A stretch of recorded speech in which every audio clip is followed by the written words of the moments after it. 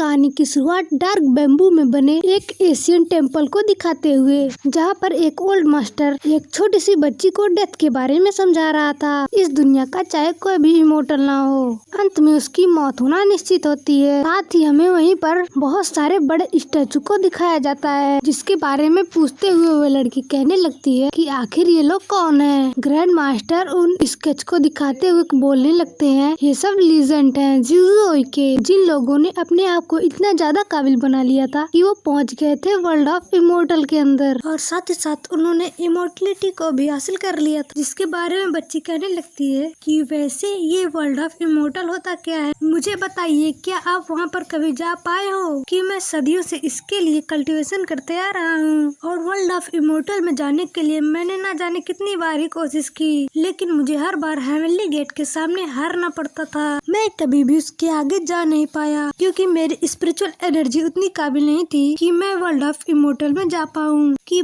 बिच्ची, अगर तुम्हारी किस्मत में इमोर्टलिटी को पाने का मौका होगा तो मुझे पूरा यकीन है कि आने वाले समय में जरूर से जा पाओगी वर्ल्ड ऑफ इमोर्टल में। उसके बाद हमें अगले ही सीन में दिखाया जाता है ह्यूजेन के हाउसन पीक को, जिसके अंदर होने वाला होता है इमोर्टलिटी का जश्न। यहाँ पर एक लेडी होती है जो कि इमोर्टलिटी को अचीव करने वाली होती है। वही हमें ये बताने लगती है कि उसने यह पाने के लिए 10 साल तक हार्ड प्रैक्टिस किया, और अब जाकर उसको ये लगता है कि वो अब जा पाएगी वर्ल्ड ऑफ इमोर्टल्स के अंदर। आज समय आ चुका है मुझे अपनी किस्मत बदलने का। ये जश्न पूरे टाउन में पूरे धूमधाम से मनाया जा रहा था, और हमें यहाँ का समय बताया जाता है 9 सितंबर 973। कहा जाता है कि इस सिटी की सबसे पावरफुल लेडी जाने वाली है वर्ल्ड ऑफ इमोर्टल्स के अंदर, और टाउन के सभी लोगों को इसीलिए जश्न में बुलाया गया था ताकि वो उनके लिए प्रेयर कर सकें, जिससे उनको अपने काम में सफलता प्राप्त हो सके। ये जश्न इसलिए इतने धूमधाम से मनाया जा रहा था क्योंकि पूरे ज़ूज़ेंग कॉन्टिनेंट के ऊपर कई सालों में इसी के अंदर इमोर्टलिटी नहीं आई थी कि वो इमोर्टल बनने की काबिलियत रख सके। बस इसमें सफलता प्राप्त हुई है उस लेडी को जिसको कहते हैं डिवाइन मेडन, जिसके बारे में टाउन के लोग तारीफें करते हुए ये कहते हैं, बेशक डिवाइन मेडन इमोर्टलिटी को डिजर्व करती हैं। जब वो अपनी 20 की एज में आई थी तभी से उनको आज तक कोई हरा नहीं पाया। उनके स्नो वैली में वापस आ जाने के बाद उनको मिल चुका था डिवाइन इनलाइटमेंट, और उनके यहाँ पर फेल होने के चांसेस ना के बराबर थे। और तभी हमें वहीं पर दिखाया जाता है रॉयल कल्टीवेटर नाम के एक बंदे को, जो यहाँ पर होने वाली सभी चीजों पर नजर रखे हुए था। वो अपने साथियों से कहता है कि कहीं पर कोई गड़बड़ तो नहीं हुई, क्योंकि असल में ये ढूंढ रहे हैं एक बंदे को। रॉयल कल्टीवेटर के साथ ही उससे कहते हैं, आप चिंता मत करिए, हम बहुत जल्दी उसको पकड़ लेंगे। और फिर हमें शहर में घूमते हुए दिखाया जाता है अपने कहानी के मेन कैरेक्टर को। यही वो बंदा होता है जिसे रॉयल कल्टीवेटर अपने साथियों के साथ ढूंढ रहा होता है, जिसके ऊपर अब नजर पड़ चुकी होती है रॉयल कल्टीवेटर की। और हमारे कल्टीवेटर का नाम होता है साउचैन, और वो कोई इमोर्टल नहीं होता है, वो एक होता है मामूली सा कल्टीवेटर। और फिर टाउन के अंदर साउचैन का काफी बंदे पीछा करने लगते हैं, और साउचैन ने भी आगे बढ़ते हुए अपनी स्पीड को बढ़ा दिया था। और रॉयल कल्टीवेटर यहाँ पर कहने लगता है, जैसे ही डिवाइन मेडन इमोर्टलिटी को अचीव करने वाली होंगी तो हमारा चीजों को संभालना लोगों को परेशान कर सकता है, इसलिए वो समय आने से पहले हम लोगों को इस प्रॉब्लम से जल्द छुटकारा पाना ही होगा। इसलिए उन्होंने साउचैन का पीछा काफी तेजी से करना शुरू कर दिया था, और साउचैन चालाकी दिखाता है और भीड़ में कहीं छुप जाता है। उसके बाद फिर हम साउचैन को देखते हैं, जो कि इस बारे में पहले से ही जानता था। जिस रास्ते पर वो जा रहा है वहाँ पर कई सारे मार्शल आर्टिस्ट छुपे हुए हैं, जो कि उसी का ही इंतजार कर रहे हैं, जो स्वॉर्ड्स और ब्लेड्स को चलाने में महारत हासिल किए हैं। उसको पहले से ही सारी चीजें पता थी यहाँ पर उसके साथ क्या होने वाला है। यहाँ पर उसके ऊपर हमला करने वाले सभी बंदे अपने अपने वेपन लेकर रेडी हो गए थे। साउचैन को पता चल गया था कि उस पर 7 लोग हमला करने वाले हैं, फिर भी वो रुकता नहीं है, वो धीरे धीरे आगे बढ़ने लगता है, और फिर चिल्लाते हुए कहने लगता है कि देखो मैं यहाँ हूँ, और मैं ये भी जानता हूँ कि तुम लोग मुझे ही निशाना बनाना चाहते हो, लेकिन अगर जल्द से जल्द तुम में से किसी एक ने अपना मूव जल्दी से नहीं चला तो तुम लोग जानते ही हो, तुम लोग किसी भी हाल में मुझे नहीं पकड़ पाओगे। ये सुनकर सभी बंदे अटैक करना शुरू कर देते हैं साउचैन के ऊपर। इनकी ब्लेड चलाने की टेक्निक बहुत ज्यादा खतरनाक थी, लेकिन साओ चैन तो डॉज कर लेता है, लेकिन वो जिससे टकराते हैं वो उन्हें खत्म कर देते हैं। यहाँ तक कि अचानक हमला होने पर वहाँ पर एक लैंप फूट जाती है और चारों तरफ आग भी लग गई थी। और तभी वहाँ पर साओ चैन के हाथ में आ चुका होता है एक बर्निंग बैम्बू। और तभी सभी बंदे कहने लगते हैं, और हम तुम्हें जानते हैं, तुम हो साओ चैन और तुम बिलोंग करते हो एंसेस्टर ड्रैगन विलेज से। उस पर ये इल्जाम लगाया जाता है कि उसने एक रॉयल मेडल को नुकसान पहुँचाया है और इन लोगों को अब लगता है कि ये डिवाइन मेडन की इमोर्टैलिटी में कोई बाधा ना डाले, इसलिए वो अब कहने लगते हैं कि अब हमें हमारी डिवाइन मेडन को सेव करने के लिए तुम्हें इसी वक्त खत्म करना होगा। के बाद कई सारे वॉरियर साओ चैन पर अटैक करने आ जाते हैं, जिनसे फाइट करने के लिए साओ चैन यूज करने लग जाता है अपने उसी बर्निंग बैम्बू को। वाकई में वो एक बैम्बू के मदद से फाइट कर रहा था स्वॉर्ड के साथ, जिसकी वजह से उसके सामने कोई भी स्वॉर्डमैन टिक नहीं पाता। साओ चैन काफी तेजी के साथ जाता है और उसी बर्निंग बैम्बू को यूज करते हुए उस पर हमला करने वाले सभी बंदों को ढेर कर देता है और कहने लगता है कि मैंने तुम लोगों को कितनी बार कह दिया कि तुम्हारी जो रॉयल मेडन की मौत हुई थी उससे मुझे कोई लेना देना नहीं। जिसके बाद साओ चैन ने अपने स्वॉर्ड को भी निकाल लिया था रॉयल कल्टीवेटर के साथ फाइट करने के लिए। रॉयल कल्टीवेटर अब कहने लगता है, चाहे तुमने वो किया हो चाहे ना किया हो, तुम्हें आज किसी भी हाल में मरना ही होगा। जिसके बाद तुरंत ही वो भी अपने स्वॉर्ड के साथ अटैक करने लगता है साओ चैन के ऊपर और इन दोनों के बीच की फाइटिंग लेवल बहुत ही शानदार था।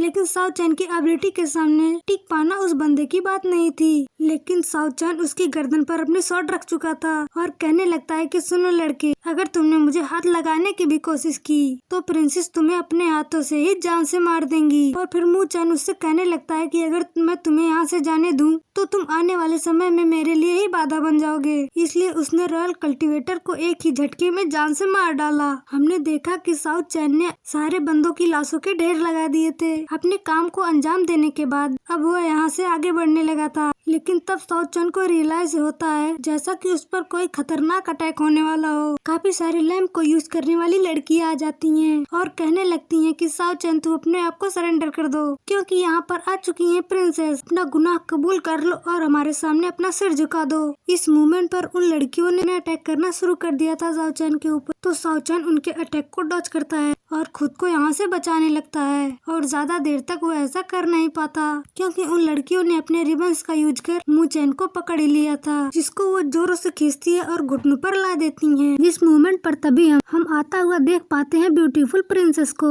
जो फूलों की पंखुड़ी पर अपना पैर रखते हुए आगे बढ़ रही थी। इसके बारे में हमें बताया जाता है कि असल में ये लड़की होती है royal celestial maiden Zhao Linger. Zhao Linger सामने आते ही कहने लगती है कि तुम हो साओ चैन और तुम्हें अब अपने गुनाह को कबूल भी कर लेना चाहिए। साओ चैन कहता है कि मैं यहाँ पर केवल डिवाइन मेडन को इमोर्टैलिटी को अचीव करते हुए देखने आया था। आखिर मेरी रॉयल फैमिली के साथ फाइटिंग क्यों ही करना चाहूँगा। तुम्हारी जिस मेडन की जान गई है वो खुद ही जिम्मेदार थी। उसका गलती से पैर फिसला और वो खाई में जाकर गिर गई और जान से मारी गई। आप लोग खुद ही सोचो कि इसमें मेरी क्या गलती। तो फिर ज़ाओ लिंगर एक ही ऑर्डर देती हैं कि इस लड़के को जान से मार दो। उसके लिए लड़कियों ने अपने रिबन्स को खींचने शुरू कर देती हैं साओ चैन को जान से मारने के लिए। साओ चैन अपने मन में कहने लगता है कि ये मेडन जो फॉर्मेशन यूज कर रही है बहुत ज्यादा पावरफुल है और साओ चैन इसको ब्रेक करने के लिए अपने सबसे पावरफुल अटैक को यूज करने लग जाता है। और साओ चैन को पता होता है कि अगर उसने इन सबसे फाइट की तो वो जान से मारा जाएगा और वो अपने फॉर्मेशन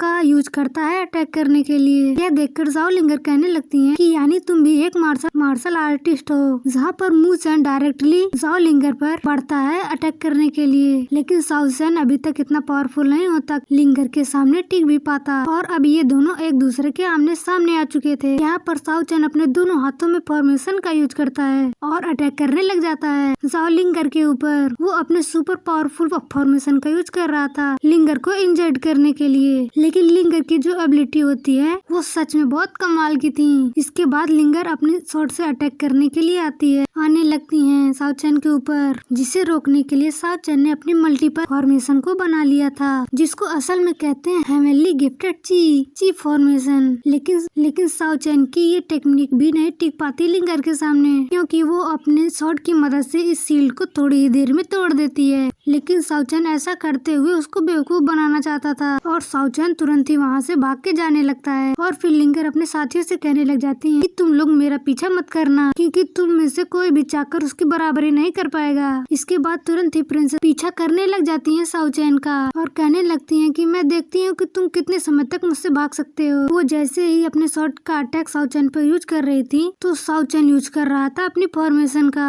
लेकिन इसके साथ साथ लिंगर अपने पावरफुल अटैक का भी यूज कर रही थी। इससे बचने के लिए साओ चैन और तेजी से भागने लगता है, यहाँ तक कि ये लोग पहुँच चुके होते हैं फेस्टिवल वाली जगह पे, जहाँ पर फायर से उड़ने वाले फ्लाइंग ड्रैगन को उड़ाया जा रहा था। ये दोनों तो उसी के ऊपर फाइट करने लग जाते हैं, जिस मूवमेंट पर लिंगर अपने एक शॉट अटैक को यूज करने लग जाते हैं, जिसको असल में कहते हैं रेनबो अटैक, जिससे यहाँ पर 7 शॉट सामने आती हैं और वो अटैक करने जा रही होती हैं साओ चैन पे, जिससे बचने के लिए वो अपने सुपर रिफ्लेक्शन और फॉर्मेशन का यूज कर रहा था। जिसके बाद इन दोनों के बीच क्लोज कॉम्बैट भी चालू हो गया था। लेकिन इसके बाद साओ चैन कहने लगता है कि अगर मैं इसके सामने ज्यादा देर तक नहीं टिक पाऊंगा, लेकिन मैं अपनी पावर का यूज कर कुछ देर तक अपने आप को बचा ही सकता हूँ, क्योंकि मैं जानता हूँ कि मैं इसके सामने ज्यादा देर तक नहीं टिक पाऊंगा और इसलिए साओ चैन को कोई एक तरीका चाहिए था जिससे वो वहाँ से निकल सके। इसके बाद ये दोनों अपने स्ट्रॉन्गेस्ट अटैक को करने के लिए आमने सामने आ जाते हैं, लेकिन तभी हम देख पाते हैं कि लिंगर ने केवल अपने शॉट के एक ही अटैक से साओ चैन की उस फॉर्मेशन को ब्रेक ही कर दिया था, जिसकी शॉट अब साओ चैन को मारने के लिए ही जा रही थी। लेकिन उसी मोमेंट पर यहाँ पर एक बहुत ही अजीब चीज होती है। सिटी के बीच में से एक शॉकवेव निकलती है, जिससे कि ऐसा लग रहा था कि यहाँ पर समय रुक गया हो। चलने वाले लोग भी रुक जाते हैं, साओ चैन और लिंगर भी रुक जाते हैं। उसके बाद फिर हमें सामने से आता हुआ दिखाया जाता है डिवाइन मेडन को, जो कि यहाँ पर बताने लगती हैं इमोशंस की डीप थॉट्स के बारे में, और वो कहने लगती हैं कि आखिर एक ह्यूमन के अंदर ऐसा क्या होता है जो उनको दूसरों से अलग बनाता है। जैसे कि अगर लिंगर के बारे में कहा जाए, वो यहाँ की इंजॉयमेंट छोड़कर अपने काम पर ध्यान दे रही है, और वहीं पर दूसरी तरफ बात की जाए इंजॉय को करते हुए सिटी के लोगों के बारे में, जो अपने इस पल और इमोशन को कभी नहीं भूल पाएंगे। जहाँ पर अब हमें इनके बारे में बताया जाता है, जो कि होते हैं जिजू कॉन्टिनेंट के गॉडेस, और जिनका नाम होता है लेलियो, और ये होती है लिनवाला रेलम में। और ये देखती हैं कि लिंगर जो अटैक करने वाली होती है साओ चैन पर, वो साओ चैन की जिंदगी को केवल एक ही झटके में खत्म कर देगी। लेकिन उन्होंने साओ चैन के अंदर कुछ ऐसी एबिलिटी को देखा की वजह से वो उसे बचा लेती हैं। वो अपनी जरा सी पावर का यूज करते हुए लिंगर की शॉट का रुख को ही मोड़ देते हैं और यहाँ से आगे बढ़ जाती हैं, जहाँ पर ओपन होने वाला होता है हेवन का गेट, जिनके आगे जाते ही टाइम एकदम नॉर्मल हो जाता है और लिंगर का जो अटैक साओ चैन को मारने वाला होता है वो उससे भी बच गया था। और उसके बाद लिंगर को भी समझ नहीं आया कि उसके अटैक से ये बंदा बचा, और उसके बाद ये एपिसोड यहीं पर खत्म हो जाता है।